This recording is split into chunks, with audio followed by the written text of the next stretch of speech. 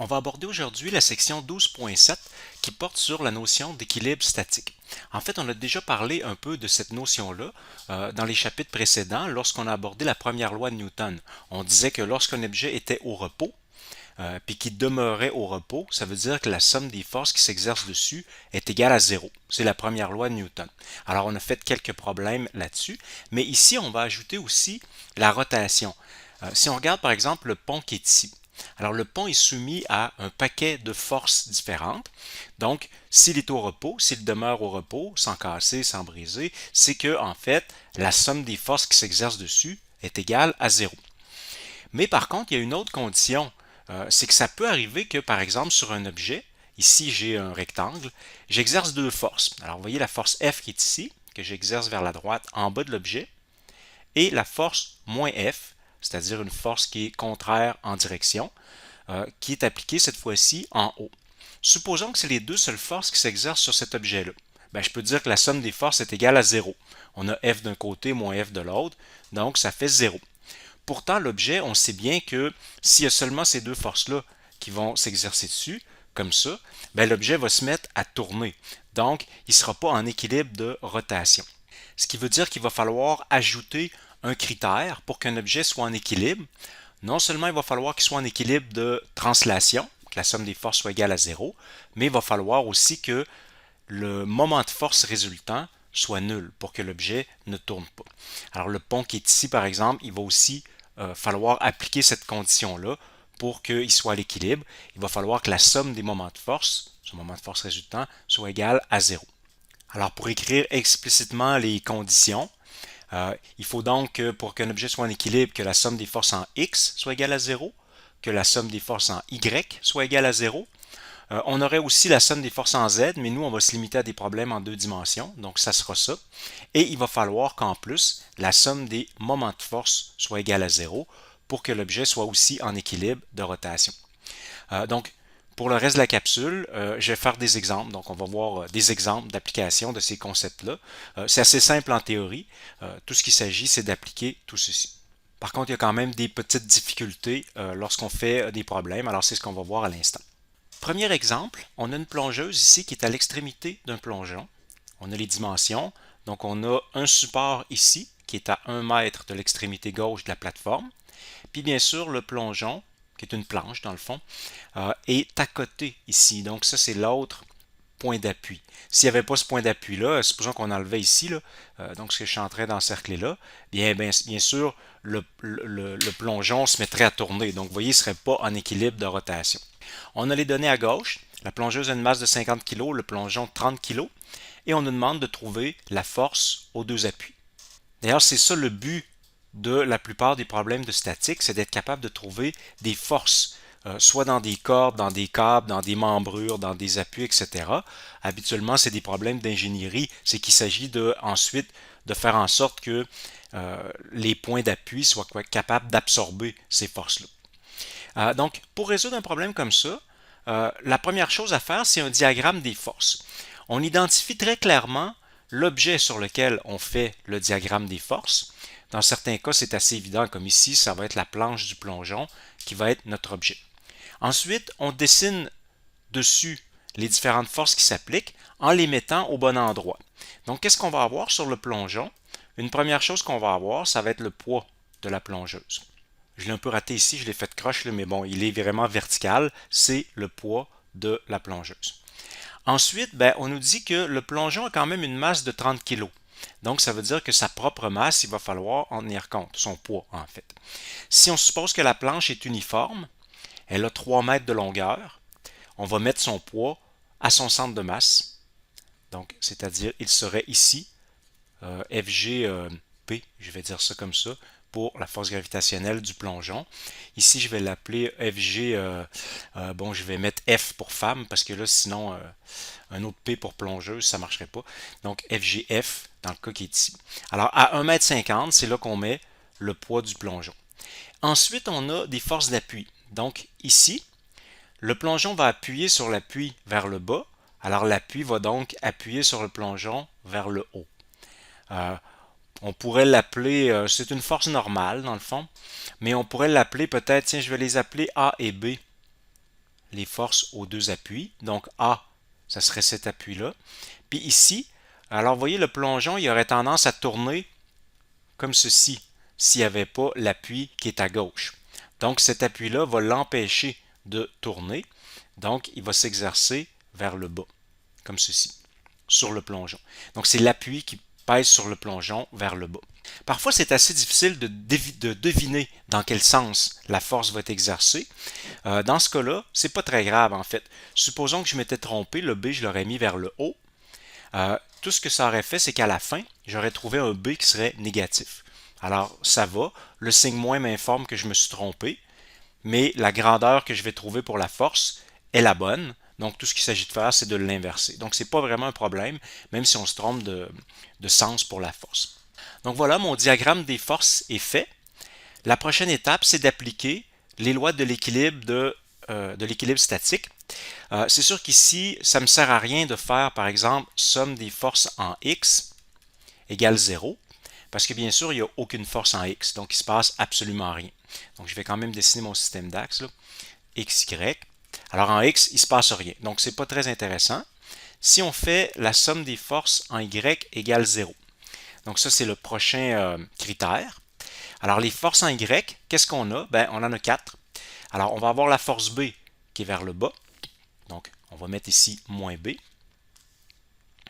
Donc je mets le signe moins pour tenir compte du sens, puis j'enlève le vecteur. Ça va être donc la grandeur de B. Ensuite le A, lui, va être positif vu qu'il est vers le haut. Donc plus A. On va avoir le poids du plongeon qui va être négatif. On pourrait peut-être l'écrire tout de suite, là, c'est 30 kg fois 9,8. Donc je vais juste écrire tout de suite les chiffres pour le poids du plongeon. Et puis il va avoir le poids de la plongeuse qui est vers le bas également.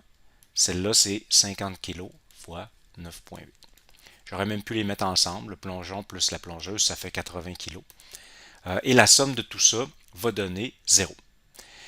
On peut faire une étape de plus en calculant tout ça. Donc les deux poids qui sont là, je vais les calculer, puis je vais les envoyer tout de suite de l'autre côté. Comme ils sont négatifs, je vais les envoyer de l'autre côté pour demeurer, qui vont devenir positifs. Donc je vais avoir moins B plus A égale 785 newtons. Je ne peux pas aller plus loin que ça. J'ai deux inconnus, A et B. Alors ce que cette équation-là me dit, c'est que A moins B, donc la somme des deux forces aux appuis, va me donner 785 newtons, ce qui est en fait le poids du plongeon plus la plongeuse. Je continue puisque j'ai deux inconnus. Prochain critère, la somme des moments de force égale 0. Donc, la somme des moments de force, la première chose qu'il faut que je fasse, c'est que je me choisisse un axe de rotation. On a souvent plusieurs possibilités pour l'axe de rotation et c'est un choix arbitraire. Donc, je peux choisir, par exemple, tiens, je vais l'encercler en bleu, je vais prendre l'appui A comme axe de rotation. Autrement dit, je vais supposer que le plongeon peut pivoter autour du point A. Je vais parler un petit peu plus tard encore du choix de l'axe de rotation, mais disons que ce choix-là est relativement logique pour l'instant. Si j'enlevais l'appui B, c'est ce qui se produirait, le plongeon il pivoterait autour de A. Donc je vais choisir ça comme axe de rotation. Il est bien identifié. Dans l'examen, en passant, quand vous faites un examen, il faudra bien identifier. Mettons ici, je l'encercle puis j'écris axe pour dire que c'est mon axe de rotation choisi. Ensuite, une fois qu'on a fait ça, là on parcourt notre plongeon en additionnant les différents moments de force qu'on obtient. Donc si je commence à gauche, l'appui B exerce une force donc B et son bras de levier, ça sera 1 mètre puisqu'il est à 1 mètre de l'axe de rotation. Donc je m'en vais aller, et puis pour ce qui est aussi du signe, alors le B, comme il pousse vers le bas sur le plongeon, il a tendance à faire tourner le plongeon dans cette direction-là, le sens antihoraire qui est le sens positif. Donc, je m'en viens ici, écrire plus. Et ensuite, le moment de force, ça va être B fois 1 mètre. Donc, la force fois le bras de levier. Alors, pour chaque force, il faut toujours faire ça. Le sens, donc le signe. Ensuite, la force fois le bras de levier. On continue. Je vais avoir la force A sur l'appui, mais elle a fait aucun moment de force puisque c'est l'axe de rotation, donc il n'y a pas de bras de levier. Alors le A est éliminé de l'équation. Je continue. Je trouve maintenant le poids du plongeon.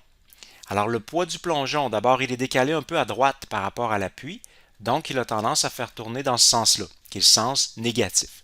Alors, dans mon équation ici, je vais écrire moins.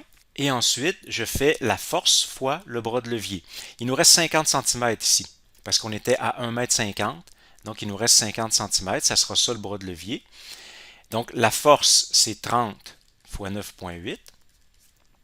Et le bras de levier, donc 50 cm. Ça, c'est le poids du plongeon. Je continue. Il me reste le poids de la plongeuse. Lui aussi, il a tendance à faire tourner le plongeon dans le sens négatif, donc moins. Et ensuite, ça va être le poids, 50 fois 9,8, fois le bras de levier. Cette fois-ci, on est à 2 mètres de l'axe de rotation, donc le bras de levier, ça sera 2 mètres. Et la somme de tout ça va donner 0. Si on regarde l'équation, dans celle-là, j'ai un seul inconnu. Alors, vous voyez, c'est le B qui est là. Donc, un seul inconnu. Et pourquoi j'ai un seul inconnu? Parce que le fait de prendre mon axe de rotation à l'appui A, ça l'a éliminé de l'équation parce que son bras de levier est nul. Et d'ailleurs, c'est un truc dont il va falloir se rappeler. Quand on choisit l'axe de rotation, on a toujours avantage à choisir notre axe de rotation à l'endroit où on a le plus possible d'inconnus. Parce que ça les élimine de l'équation du moment de force et donc on a moins d'inconnus. Donc, on retient ça, on choisit toujours l'axe de rotation là où on a le plus possible d'inconnus. Ici, j'aurais pu indifféremment le prendre à l'appui B ou à l'appui A, puisque j'ai un inconnu à chacun. Donc, j'aurais pu éliminer l'autre inconnu comme ça. Alors ici, je peux isoler B dans cette équation-là, donc je peux aisément le calculer.